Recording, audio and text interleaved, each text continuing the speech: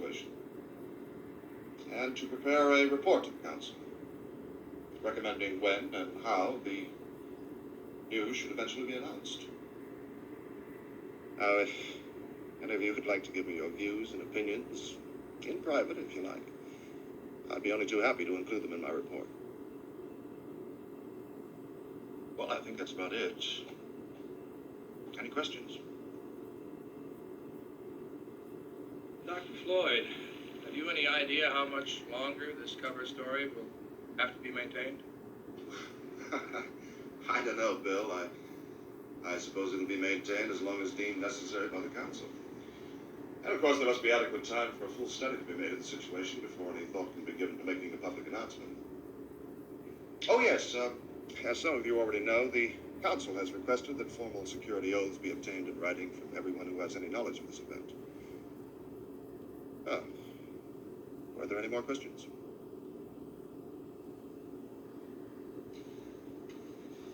Well, I'm sure we all want to cooperate with Dr. Floyd as fully as possible.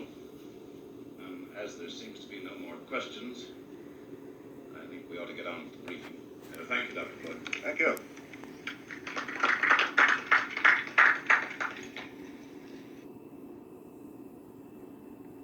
Professor Terence Tao is the equivalent of a rock star in mathematics. Regarded as the greatest mathematician alive. As long as I can remember, I have always loved numbers and puzzles and patterns. Sometimes because of the way it's taught, innate mathematical ability doesn't feel connected to the way we learn math. But I think we all have an innate ability for math.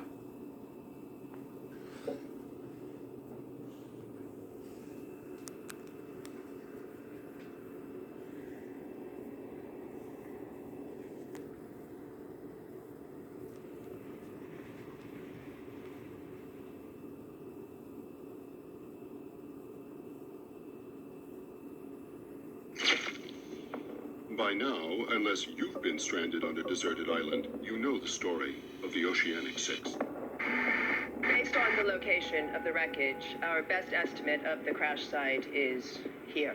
How Kate and Aaron Austin, Saeed Jarrah, Sun Quan, Hugo Reyes, and Jack Shepard miraculously survived the crash of Flight 815 off the coast of Bali. How ocean currents carried them to a deserted island called Membata. How they survived for 108 days before they paddled a raft to the island of Sumba, where they were discovered, rescued, and airlifted to Honolulu. I present to you the survivors of Oceanic Einhorn. This is their story. A story that has made the Oceanic 6 both international celebrities and absurdly wealthy. A story so incredible, so completely improbable, that quite frankly we all assume it has to be true. Or is it? Could this unbelievable story be just that? Unbelievable. Could the Oceanic 6 be at the center of one of the greatest conspiracies in recent history? And if they are, who or what are they trying to protect?